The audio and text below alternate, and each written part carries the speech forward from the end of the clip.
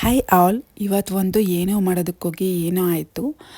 ಇಲ್ಲಿ ನೋಡ್ತಾ ಇದ್ದೀರಾ ನೀವು, ತೆಂಗಿನಕಾಯಿ ಇದೆ ಮತ್ತು ಸಕ್ಕರೆ ಪಾಕ ಎಲ್ಲ ಇದೆ. ಮೋಸ್ಟ್ಲಿ ಕೊಬ್ಬರಿ ಮಿಠಾಯಿ ಮಾಡ್ತಿದ್ದಾರಾ ಅಂತ ಅಂದ್ಕೊಂಡಿದ್ದೀರಾ. ಆ್ಯಕ್ಚುಲಿ ನಾನು ಕೊಬ್ಬರಿ ಮಿಠಾಯಿ ಮಾಡೋದಕ್ಕೆ ಹೋದೆ. ಸ್ವಲ್ಪ ಚೇಂಜ್, ಹಸಿಕಾಯಿ ತೊಗೊಂಡ್ಬಿಟ್ಟಿದ್ದೆ. ಹಸಿಕಾಯಿ ಆ್ಯಕ್ಚುಲಿ ಅದು ಹಾಲು ತೆಗಿಬೇಕಿತ್ತು, ಸ್ವಲ್ಪ ಡ್ರೈ ಹಾಕಬೇಕಿತ್ತು. ಅದು ಫುಲ್ಲು ಹಸಿದಂದರೆ ಎಳೆದು ಅಂದ್ಕೊಳ್ಳಿ, ಸ್ವಲ್ಪ ಆ ಥರ ಕಾಯೋದು.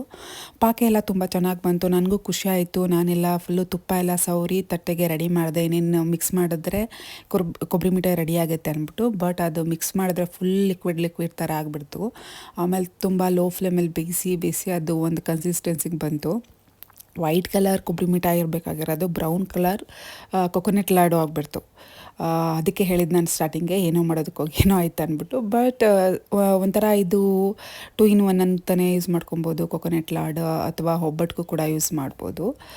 ಫೈನಲಿ ಈ ಥರ ಔಟ್ಪುಟ್ ಬಂತು.